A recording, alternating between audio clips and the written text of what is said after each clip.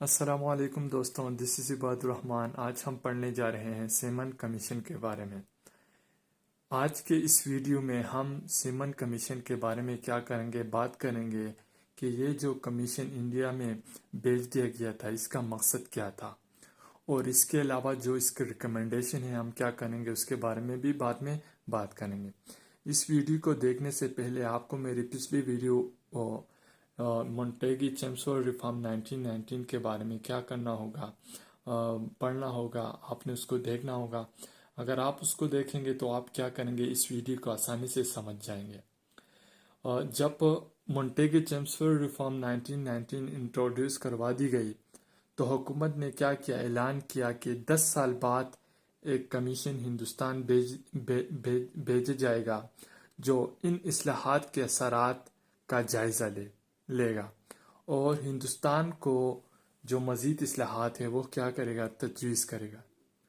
اس کے مطابق 1927 میں برطانوی حکومت نے سر جان سیمن کی قیادت میں کیا کر دی گئی، ایک کمیشن مقرر کیا گیا اور ہندوستان کیا کیا گیا، ہندوستان بھیج دیا گیا، جس کا مقصد کیا تھا، جس کا مقصد ہندوستان میں مزید کنسٹیٹیوشنل ریفارم لانا تھا۔ اس کے علاوہ کمیشن کا سب سے اہم کام آئینی اصلاحات کے آغاز کے لیے ہندوستان کے جو سیاسی حالات ہے اس کا کیا کرنا تھا، جائزہ لینا تھا۔ جب کمیشن بھیج دیا گیا تو کانگریس اور مسلم لیگ نے کیا کیے، اس کمیشن کے بائیکاٹ کیے۔ اس کے علاوہ جو مسلم لیگ کے جو دوسرے گروپ تھے انہوں نے کیا کیے، جو کمیشن تھے ان کے ساتھ کیا کیے، کوآپریٹ کرنے کے حق میں تھے، جن کی سربراہی کون کر رہا تھا، سر محمد شفیع کر رہا تھا۔ مسلم لیگ اور کانگریس کی مخالفت کی بنیادی وجہ یہ تھی کہ اس نے ہندوستانی جو سیاسی نمائندگی اور خود مختاری ہے ان کے مطالبات کو پورا نہیں کیا۔ اس کے علاوہ مسلم لیگ اور کانگریس اسی وجہ سے اس کو بائیکاٹ کر رہے تھے کیونکہ اس کمیشن میں کوئی بھی انڈین نہیں تھا۔ جو سارے جو اس کمیشن کے جو ممبرز تھے وہ کیا تھے، وہ سارے کیا تھے، برٹشرز تھے۔ تو یہ کیا تھے، یہ جو برٹش گورنمنٹ کی یہ جو کام تھا وہ کیا تھا، یہ انڈین کے ساتھ سراسر کیا تھی، ناانصافی تھی۔ اسی وجہ سے جو ہندوستان کے لوگ تھے انہوں نے کیا کہ اس کمیشن کے خلاف بہت مظاہرے کیے، اور مظاہرے کرنے کے بعد وہ جو نعرہ ہے وہ لگا رہے تھے کہ سیمن گو بیک، سیمن گو بیک، اسی طرح کے جو کیا کر رہے تھے، نعرے لگا رہے تھے۔ اس کے علاوہ یہ جو سیمن کمیشن کے جو ممبرز تھے وہ کیا تھے، وہ کون تھے، جن میں کیا تھا، برنم تھا اور استتگونا تھا، رائل تھا، ایڈورڈ کوڈوگن تھا اور ہارتھ تھون تھا، اور اسی طرح لین فاکس اور کیا تھا، کلیمن ایٹل تھا۔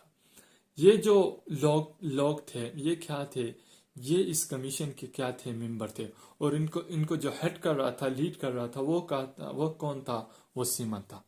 ابھی اس کا کمیشن کے جو ریکمنڈیشن تھے وہ کیا تھے کہ اس سے پہلے 1919 مونٹیگی چیمسفورڈ ریفارم میں کیا کر دیا گیا تھا، ڈائرکی سسٹم کیا کر دیا گیا تھا، نافذ کیا گیا تھا پروونس میں۔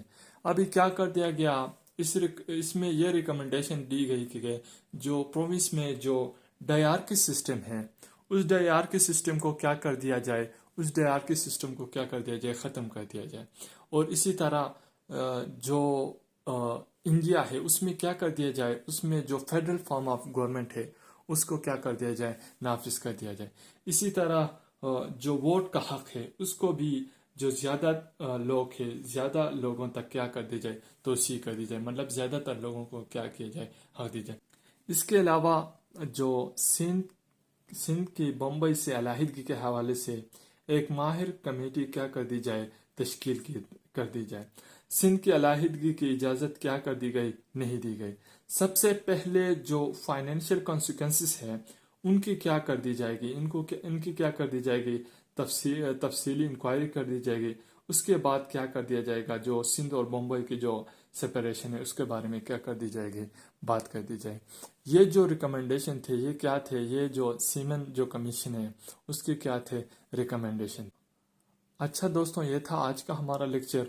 نیکسٹ لیکچر میں ہم ایک نئے ٹاپک کے اوپر بات کریں گے۔ انٹل دین اپنی دعاؤں میں یاد رکھنا۔ اللہ حافظ۔